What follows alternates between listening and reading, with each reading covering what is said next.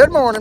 What to do today? This tractor here is giving me a heck of a leaking situation. As you can see, that massive puddle there. It's been getting very slowly worse, but obviously today it is much worse than it's been before, and I don't know what's going on. I'm also leaking out of this cylinder up here, and I'm like, what is going on? I absolutely hate the cold like this, because what happens is it gets so cold, O-rings and gaskets and hoses and stuff get so brittle, and you start running the things and they break and stuff leaks. That's what happens, and I hate it. So I'm gonna pull this thing in the shop down there, and we are going to address the issue and figure out what's leaking. Hopefully it's not too bad of an issue.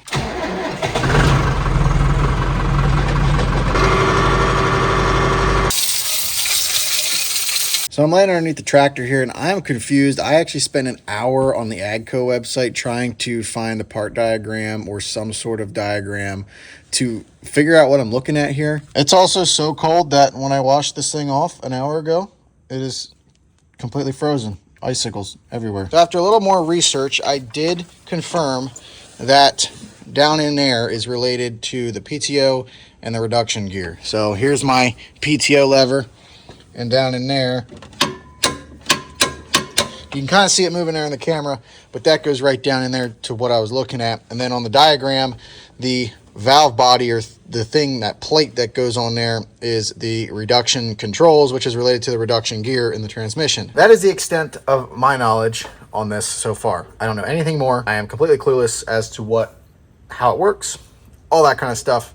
All I know is that it's leaking, and I don't like it leaking. When in doubt, use a bunch of brake cleaner. Try to clean that up good. I think we got that shiny enough for now. We should be able to see what's leaking when it starts leaking. I'm gonna top it off with some fluid. I don't know how much it lost in the last couple weeks, but I'm gonna top it off anyway, just to be on the safe side. As of now, even if it's still leaking, as long as I'm topping it off with fluid, it'll run fine. It shouldn't do any harm to the internals of the tractor, but it is a pain in my butt because it leaves a pretty big mess on the floor. I have to keep topping it off with fluid, which is a waste of fluid, which is a waste of money, and it makes quite a mess on the tractor itself. So it's not something that I want to let continue for a long period of time. If I cannot identify where it's leaking from or what's going on, I will take it to a shop down the road. There's an Amish shop that we've done a lot of tractor work at before.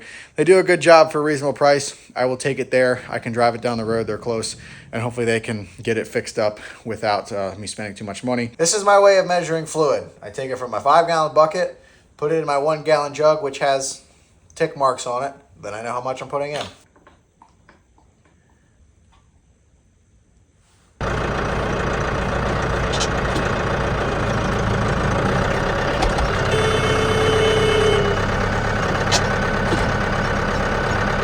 Time to mess with the other headache. If you haven't watched any of our recent videos, we bought this new tedder. It's a 2019 Massey TD776 tedder. It's an 8-rotor on a cart, and we bought it because we needed something that was on a cart and could travel faster down the road. So we sold the Krone, bought this thing. The day we bought it, brought it home, towed great. We were excited to use it. I hook it up to the AGCO, and I can't get the thing unfolded. Hooked it up to the IH, couldn't get it unfolded. Here we are. We got hooked up to the case right now. What I'm actually gonna do is what the dealer told me to do, and they said, unhook the hydraulics on the tractor and then just press in the ball on your coupling and see if that helps, because the guy said that this tedder is supposed to unfold 100% gravity. If it unfolds with me pressing the thing in, then that means we probably have an issue with the tractors and not the tedder.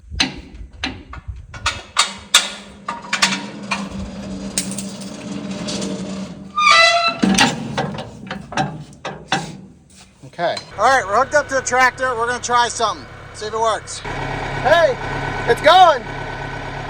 It's going. All right, now why don't the wings go? All right, update. I did a lot off camera because it was getting too frustrating. I'm sure you know how that feels. Anyway, hooked it up to the tractor. The thing unfolds or goes backwards off the cart fine now. It's slow, but it tips back. And I think one of the reasons it wasn't tipping back was because it was just barely catching on the safety latch.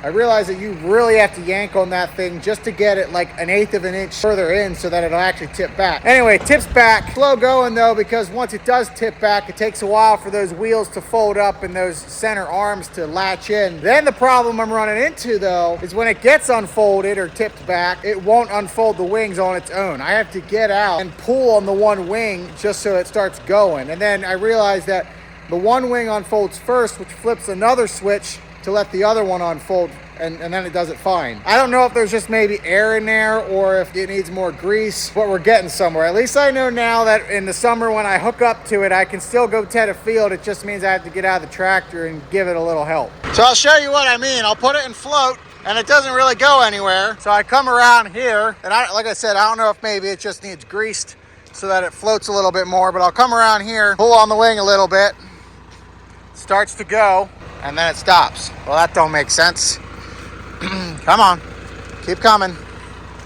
There we go. See,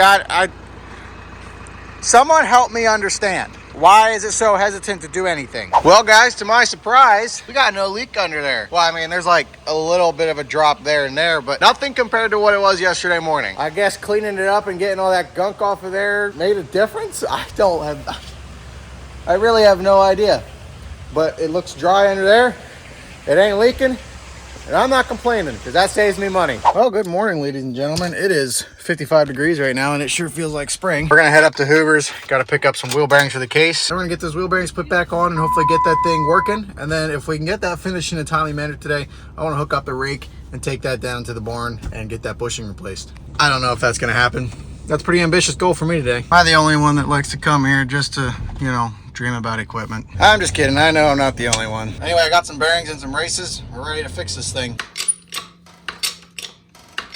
I had people telling me in the last video, they're like, bro, where's your jack stand? Well, it's right there. Yes, I know. That is not the proper way to do it. So before the keyboard warriors come at me and start screaming at me in the comments, I don't have jack stands. This is what I have. I don't got a lot of money to spend on jack stands or other things because my budget's pretty tight. I make do with what I have. See, now it's approved, right? I got 2 of them under there. So I did this wheel bearing off camera. This one was absolutely in terrible condition. Let's see if I can find some of the bearings. Well, I can't. Why can't I find any? Here's one. Here's a roller bearing that literally fell out of it when I pulled it off. One of the bearings was in good shape. It was actually this one right here, and I was going to reuse it, but I ended up just getting new bearings anyway.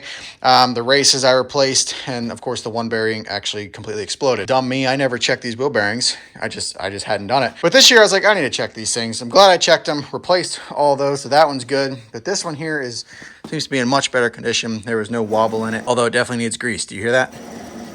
That is metal on metal. So probably gonna end up replacing them anyway. I have the races and bearings. If I have everything apart, I might as well replace them. Step 1, just like wagon bearings, we're gonna pop our bearing cap off. Now I'm gonna clean up everything around the nut here because I need to locate the cotter pin. Now I'll take a hammer. I'm gonna clamp down on the rounded end and I'm gonna tap on the vice grip. Just like that.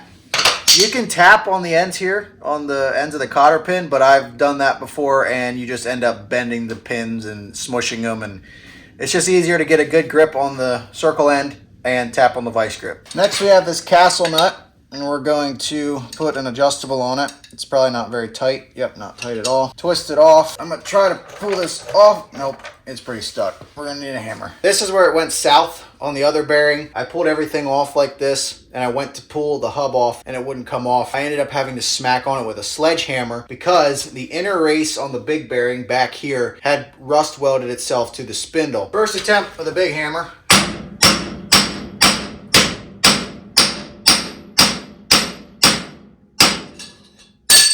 We're gonna have to get a little grumpy with it.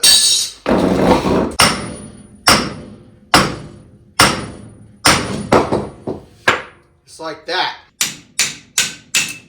This is your inner race on the bearing. And this is the same thing that happened on the other side where it basically rust welded it. At least that's what I call it. Rust welded itself to the spindle, which means we've got to take the hammer and the chisel again and work this thing off.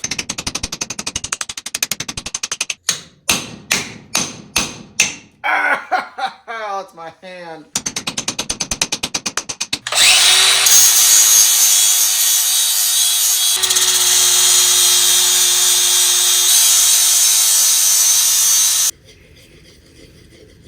So far, everything about this other wheel has been so much easier.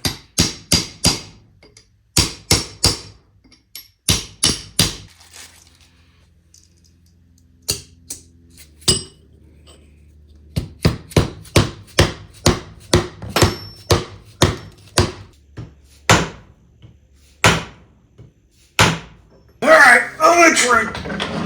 Oh man, come on. Come on, here we go. Well, that fits. That's a good sign. And the greasy nut. I like to tighten the nut up then to make sure that all the bearings and races are seated in how they're supposed to be.